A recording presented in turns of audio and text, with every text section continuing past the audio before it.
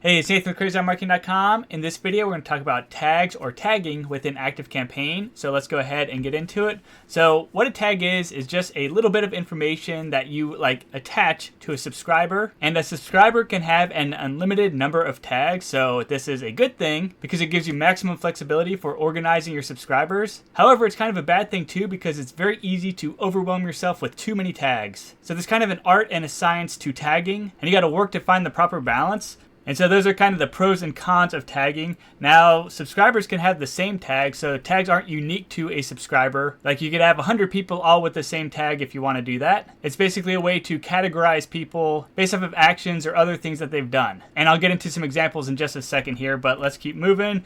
You also have the opportunity to add and remove tags. So for example, if somebody opts in or makes a purchase or clicks a link or views something or opens something or is in an automation, or you can manually add tags or remove tags from individuals as well. So there's a whole bunch of different ways you can add and remove tags to your subscribers. Now, tags allow you to segment your subscribers, so for organizational purposes, but it also allows you to trigger automations. So maybe somebody opts in and then a tag is applied to their profile, well then that tag triggers an automation to send them a lead magnet. And so that's one quick example. Now, I'm going to come into my ActiveCampaign account real quick and show you where tags are located and how you can edit them and stuff like that. So here I am in my ActiveCampaign account and I'm under contacts, and so I could go click on a contact and it opens up their profile, and I could come down here and I can see the tags area. So I can see that this individual has 3 tags. They have a bulk update, a buyer, and a manual tag. Now you could go ahead and add additional tags as well. So tag 1, tag 2, tag 3, and so on. So it's very easy to go ahead and add tags, but again, you don't want to go overboard with too many tags, otherwise you'll overwhelm yourself and get confused. So in a minute here, I'm going to give you a couple strategies for adding tags, but I just wanted to quickly show you how you can manually add tags to individuals, and you can also remove them manually as well. So we remove those 3 tags. Now also under the context area, there's the option for tags right here.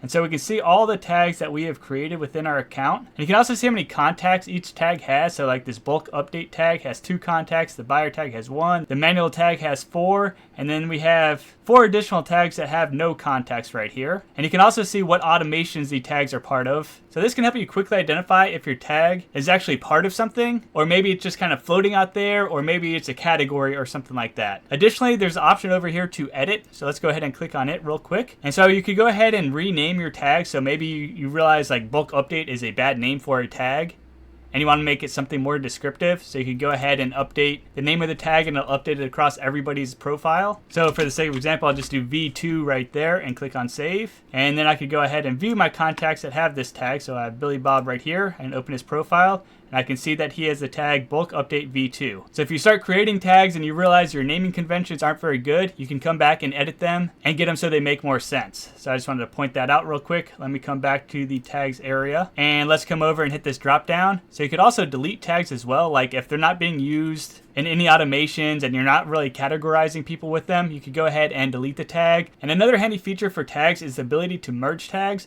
So maybe you create 2 tags, one that is purchase -book and the other that is purchase :book, and they're the same thing. They both represent that somebody purchased a book, but you just happen to format it differently each time. And so what we could go ahead and do is merge them together. What you can do is go ahead and merge them into one tag and make your life a lot easier. So let's say that I want to leave the purchase :book formatting. So I could come over here to purchase book, check the box right there, or I could come over here and hit the drop down arrow and hit merge, but accomplishes the same thing either way. Let's click on merge. So purchase book, I want to merge it into my purchase book with a : tag, that one right there, and I'll click on merge. So there we go. I've merged my purchased -book contacts into my purchase book contact tag. So that feature can be really handy, and I just wanted to point it out to you real quick. Now I'm going to have other videos on automations and things like that where we're adding and removing tags. So please check out my channel if you're interested in that. But let's come back to the slideshow real quick, and I want to finish up with some tips. So the first tip is that you need to have a plan. Don't go into tagging blindly and just start adding tags or whatever else, because trust me, you will get overwhelmed. You'll forget what that tag meant and it'll get very, very confusing. Trust me, I've been there. So definitely create a tracker like an Excel file or something like that, where you list out your tags and how they get applied to your subscribers and what they represent and all that type of stuff. So you want to keep good detailed notes on your tags.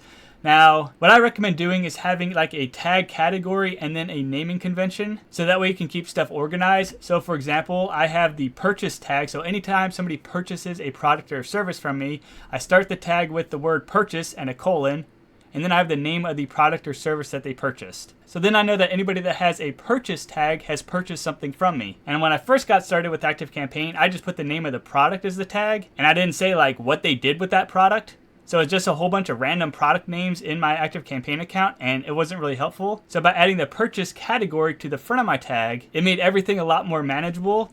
So same concept, but with lead magnet this time. I use a LM and then the name of the lead magnet. Then we have interest. So if somebody shows interest in a particular topic, like they click a link to a blog post or something like that, then I add a tag that they're interested in whatever topic. Then I also have a looked at tag that I'll use. So if they looked at a product or a service or a piece of contact, I can go ahead and tag them as looking at that product, service, content, and then I could go ahead and send them emails promoting that product or service to them until they buy it. Now moving on, I also have a funnel tag. So I build a lot of sales funnels and stuff like that. And so anytime somebody enters a sales funnel, I go ahead and mark them down as being in that particular funnel so I can keep track of what funnels they've been in. So that's one example. I also use an active tag, and this is one that I add and remove depending on what that person is doing. For example, if I'm sending the individual several sales emails because they showed interest in a product or a service, well then I'll also apply the active tag to their account. And so then if I go and send a broadcast email, I'll exclude all the active people so that way I'm not distracting them from the sales emails that they're receiving. So that's a tag that I use to keep people separated from actively being sold to or still needs some warming up to be done. And then of course you could go ahead and create your own tag categories and naming conventions and all that type of stuff. So anyway, I hope this was helpful. If it was, I appreciate it. So likes, comments, subscribes, and or check out crazyoutmarketing.com, and I hope you have a great rest of the day.